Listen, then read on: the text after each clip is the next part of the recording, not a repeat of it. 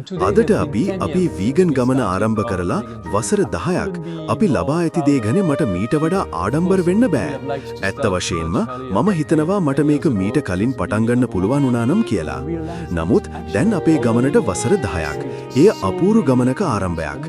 ඒ වගේම මට වැටහුණා විශාල සංඛ්‍යාවක් නොවුනත් ඇත්තටම වසර ගණනාවක් පුරා මම බොහෝ සතුන් බේරාගෙන ඇති බව. මුහුදු බ්‍රීම් සතුන් 15000ක්, ඌරන් 9000ක්, මුහුදු බාස් සතුන් 4000ක්, මුහුදු පොකිරිස්සන් 15000ක්, බැටළු පැටවුන් 11000ක්, ඇංගස් හෝ වැග්යු ගවයන් 2000ක්, තාරාවන් 26000ක් සහ අතීතයේ අපි භාවිතා කළ ෆොයිග්‍රාස් ප්‍රමාණය ගණන් කළහොත් දෙගුණයක් වෙන්න පුළුවන්. මුවන් 2000ක් සහ කුකුලන් ලක්ෂ 2ක්. මොකද කුකුළු මස් අපගේ සියලු සෝස්වල පදනම වුණා. ඒක අතිවිශාල පියවරක්. ඒ වගේම නිර්මාංශිකයෙක් වීමෙන් මම ඒ සියලුම සතුන් මගේ කුස්සියට ඇතුළු වීම වළක්වා ගත්තා. ඔබ දන්නවාද මේ බලපෑමට රිදි රේඛාවක් තියෙනවා. ඒ සතුන් මිලදී නොගැනීමෙන් මම ඉතිරි කරගත් ජල ප්‍රමාණයයි. මම කොපමණ ප්‍රමාණයක් ඉතිරි කර ඇද්දයි ඔබ දන්නවාද? සංඛ්‍යාව පිස්සුවක්.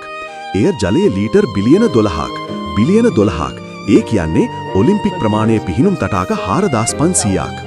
මධ්‍යම ලන්ඩනයේ කුඩා අවන්හලක් හරහා ලෝකය වෙනස් වෙමින් පවතිනවා කියලා මට හිතනවා. හොඳයි, අපි වෙනස් වුණා. අපේ අවුරුදු 10ක සංවත්සරය ගැන මම ගොඩක් ආඩම්බර වෙනවා. ඉදිරි වසර ගණනාවක් පුරාවට අපි දිගටම සටන් කරනවා.